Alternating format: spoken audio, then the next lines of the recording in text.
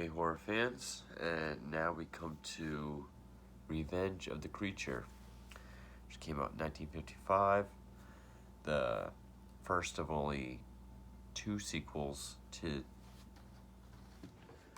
Creature from the Black Lagoon. And for a while, this this was the only one that I saw. In fact, I saw it by accident because I was binge watching Mystery Science Theater 3000 a while ago, and I just saw Revenge of the Creature. Didn't know what it was, started watching it. Then I saw The Gill Man, but I continued watching it. And oh, also known as Return of the Creature and Return of the Creature from the Black Lagoon. And while it is a really cheesy kind of 50s B movie, I would have to say, for some reason, I actually enjoyed this film. I would even go as far as saying it's on par, maybe even a little bit better than the first film. The first film does, it has the Amazon setting, which makes it a little better. This one is more like the Jaws 3, because it's in like a aquarium kind of water park setting, because it takes place like a year later. The creature is shot a bunch of times, captured, and he's brought to some sort of ocean harbor oceanarium in Florida, to be studied by animal psychologists. And of course, thing lead to another. He escapes, wreaks havoc. That's pretty much the film.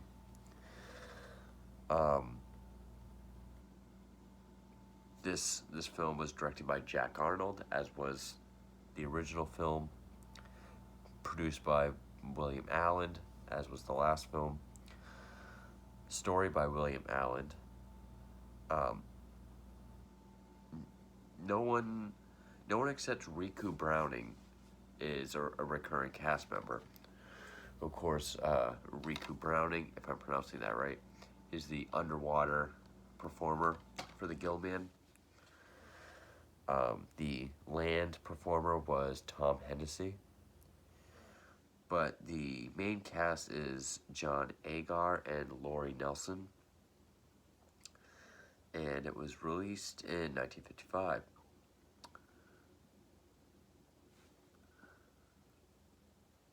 Yeah. Of course, this was the golden age of the 3D era. So,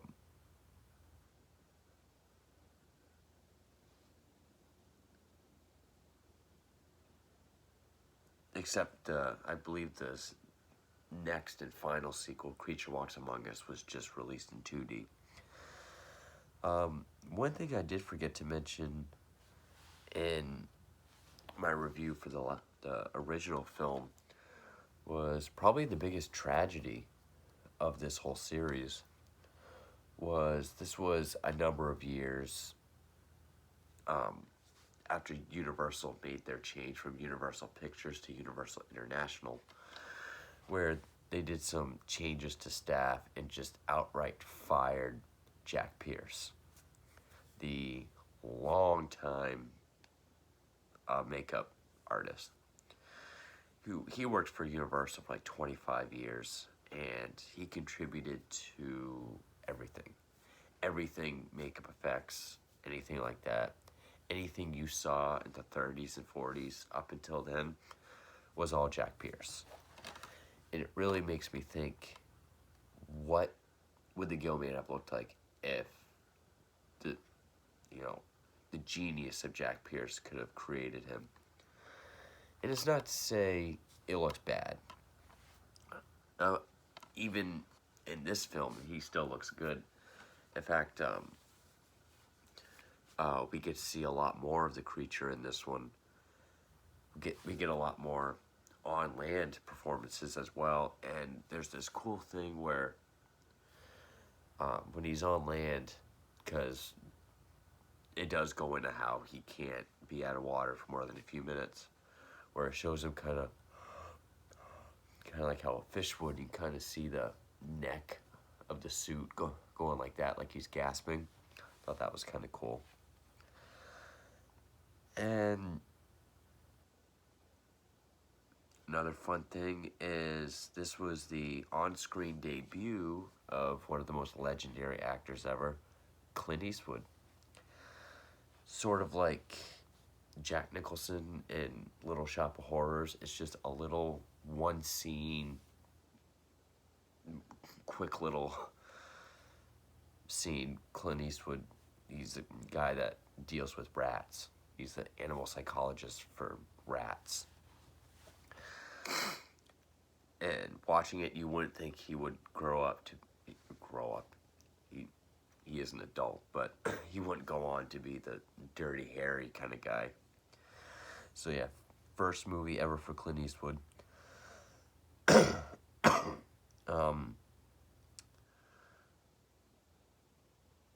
It wasn't well received when it came out.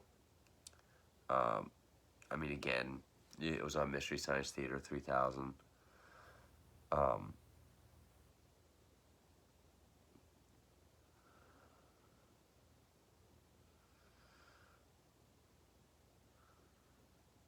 I was reading up on something. But yeah, so a lot of people didn't care for it when it came out. I actually enjoyed this film. It did some interesting things. I mean, we saw him in the Amazon, so put him out in the public.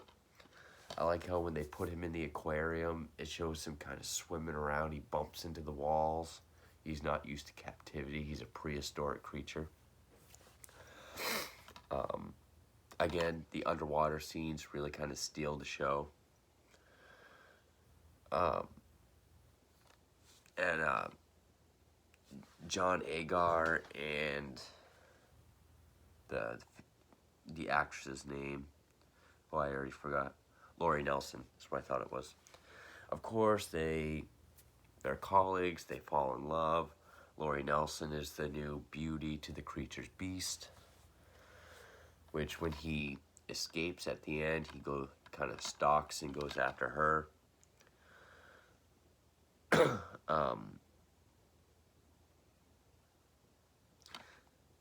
There was one thing, the underwater scenes, I don't know, because I know Riku Browning had to hold his breath for like 3, 4, 5 minutes. But in this film, more so I noticed than in the original. If you look at the top of the head, you see like a stream of bubbles coming out.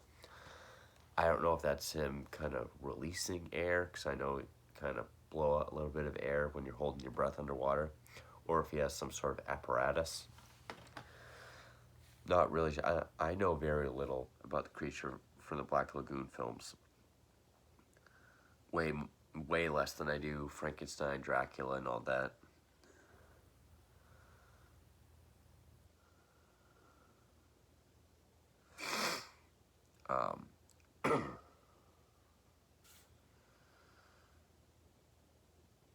Yeah, reading up on some. There's really not much to read about it. Anyway.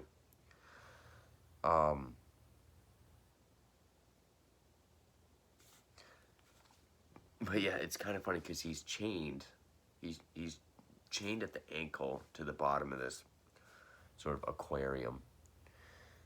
And at several points throughout the film, he gets pissed off and he goes down and he tries breaking free and he can't.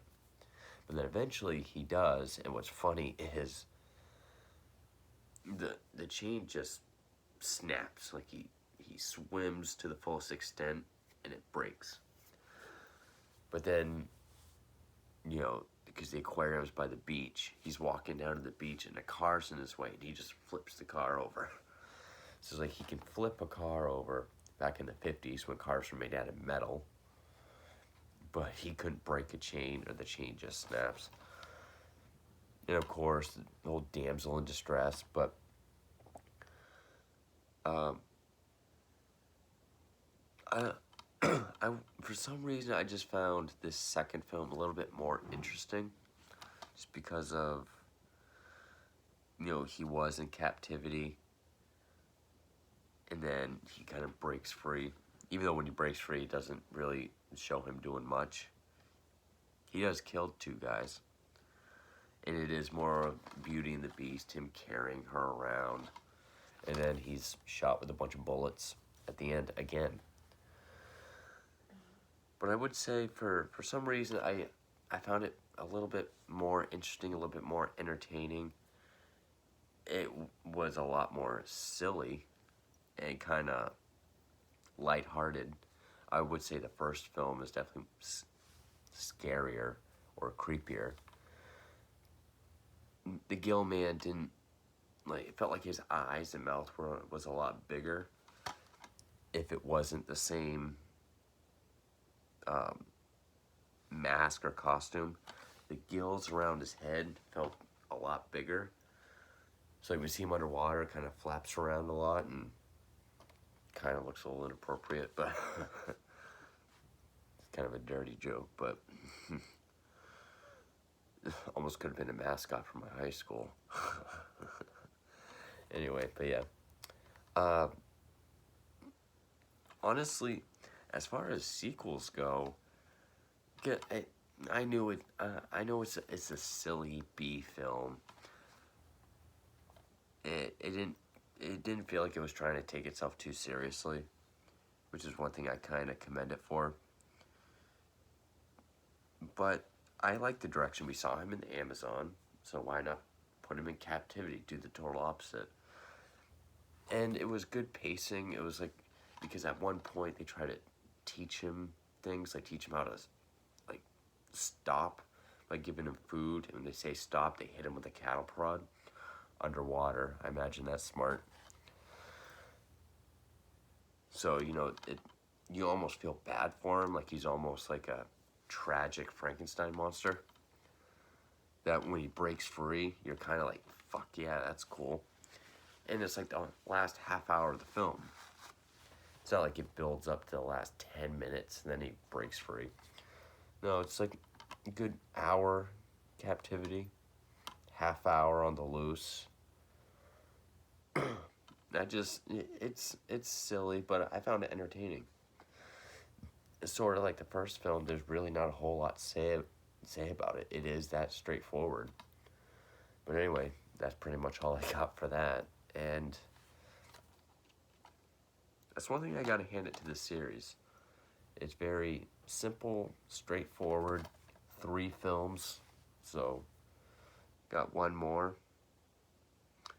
And I don't know a thing about the last one. I haven't seen anything of it, so I don't even really know what it is. But got one film left, and then that series is done.